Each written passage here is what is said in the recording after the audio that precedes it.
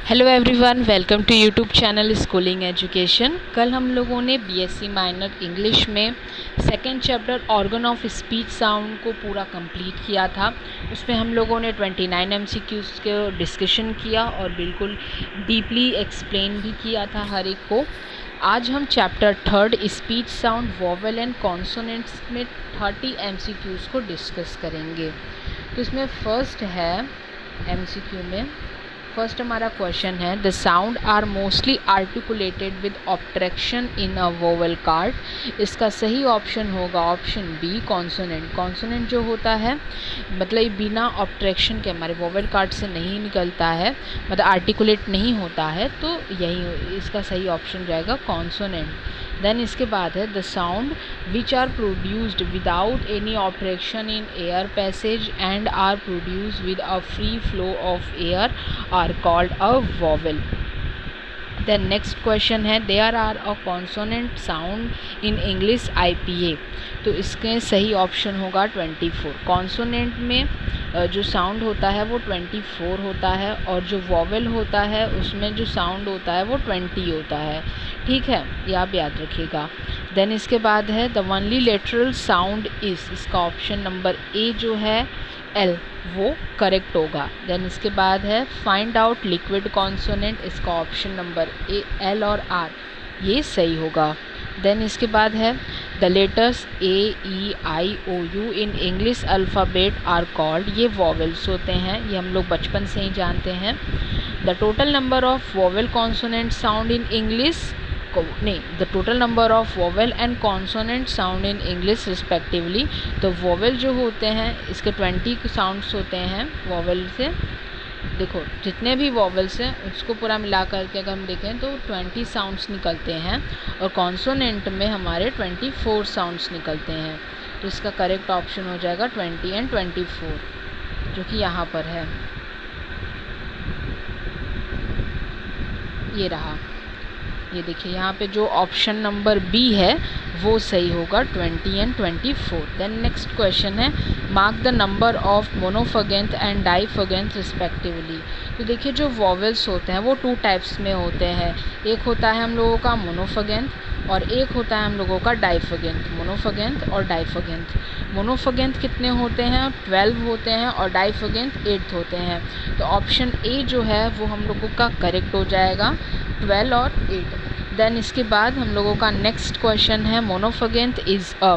जो मोनोफगेंथ होते हैं इसमें प्योर वोवेल साउंड होता है, कोई मिक्सिंग नहीं होती है, प्योर वोवेल साउंड होता है, तो ऑप्शन ए करेक्ट होगा।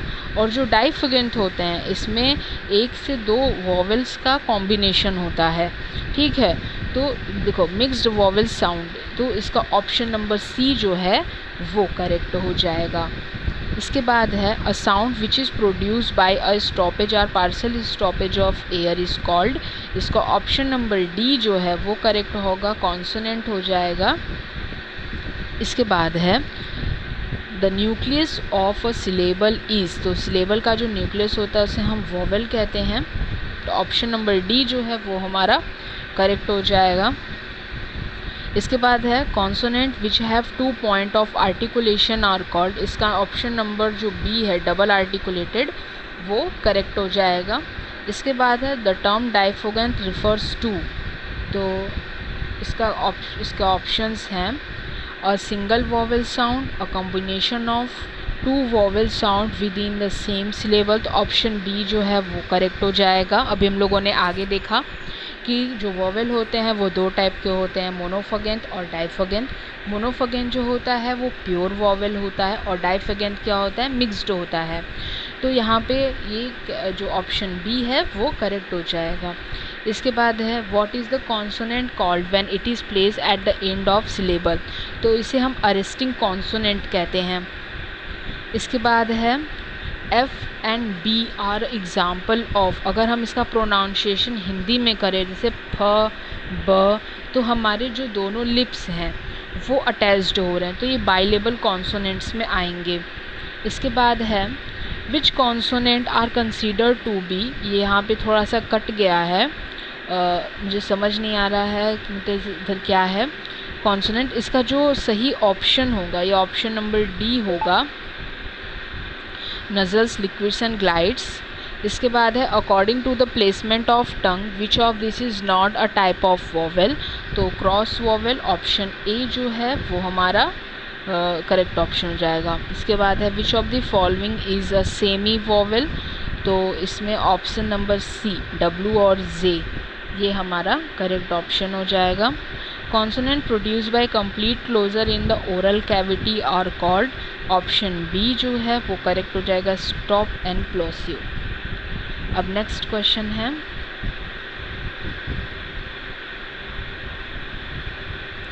What determine the quality of a vowel sound. तो ऑप्शन नंबर डी जो है the shape and position of tongue ये हमारा करेक्ट ऑप्शन होगा।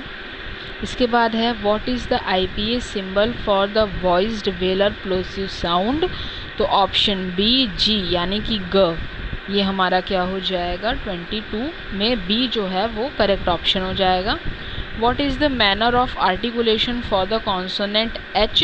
तो एच को अगर हम बोले तो ह में क्या होता है, एक मतलब हवा की तरह हमारे मुंह से बाहर आता है तो फ्रिकेटिव हो जाता है।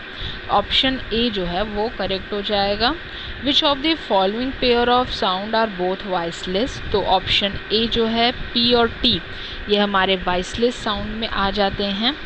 इसके बाद है which of the following is a liquid. तो इसमें ऑप्शन नंबर डी एल और आर जो है वो हमारे सही ऑप्शन होंगे। इसके बाद है there are a voiced consonant in English. तो वॉइस्ड कॉन्सोनेंट, देखो कॉन्सोनेंट में कितने साउंड होते हैं 24। एक मिनट, हाँ देखो कॉन्सोनेंट में 24 साउंड्स होते हैं, ठीक है। और 24 साउंड्स में से 15 ऐसे होते हैं जो वॉइस्ड होते हैं और 9 ऐसे होते हैं जो वॉइसलेस होते हैं। तो यहाँ में जो क्वेश्चन में पूछ रखा है ये पूछ रखा है there are a voiced consonant in English IPA। तो इसका जो करेक्ट ऑप्शन होगा ऑप्शन नंबर बी होगा 15। इसके बाद है there are a voiceless consonant in English. तो इसका ऑप्शन नंबर यहाँ पे और दे रखा है, इसका ऑप्शन हाँ यहाँ पे देखिए दे रखा है, इसका ऑप्शन नंबर सी जो है 9 वो करेक्ट हो जाएगा। इसके बाद है ऑल वॉवेल इन इंग्लिश और कॉल्ड। इंग्लिश में जितने भी वॉवेल्स होते हैं वो वॉइस्ड होते हैं, कोई भी वॉइसलेस नहीं होता, सारे वॉइस्ड होते हैं। द नेक्स्ट क्वेश्चन है consonant sound produces with a constriction in the vowel track but with enough space for the air stream to pass without creating turbulence are called. तो इसका सही ऑप्शन डी होगा liquids. Then इसके बाद है which of the following refer to the vibration or lack thereof of the vowel cord during the production of consonant sound. तो इसका सही ऑप्शन ऑप्शन नंबर ए होगा। तो ये थे वो सारे 30 क्वेश्चंस जो कि हमारे इस चैप्टर से रिलेटेड थे, speech, sound, vowel and consonant से। आई होप आपको सभी क्वेश्चंस जो हैं वो अच्छे से क्लियर हो गए होंगे, ठीक है। सारे बेसिक्स जो भी थे मैंने जहाँ जहाँ भी समझाने वाला था मैंने उसे समझाया, और जो भी जहाँ पे ऐसा था कि लर्न करने वाला है वो मैंने उसको आपको एज इट इज़ बता दिया। तो ये थे हमारे 30 क्वेश्चन, और ये रिपीटिव क्वेश्चंस होते हैं, इसी से आपको बार बार से घुमा फिरा के क्वेश्चन देता है, तो वो आप अच्छे से अगर पढ़े रहोगे तो समझ जाओगे। तो कल हम जो चैप्टर कवर करेंगे वो होगा कॉन्सोनेंट क्लस्टर इन इंग्लिश। ये 4th चैप्टर है, तो यूनिट 1 जो होगा वो हमारा कंप्लीट हो जाएगा। देन इसके बाद हम यूनिट 2 की तरफ मूव करेंगे। तो कल हम लोग डिस्कस करेंगे कॉन्सोनेंट क्लस्टर इन इंग्लिश में 15 MCQs जो कि इम्पॉर्टेंट है। तो अगर आप लोगों ने इसके पहले के वीडियोज़ अगर नहीं देखे हैं या किसी को देखना है तो जाके हमारे चैनल पर देख सकता है। Thank you.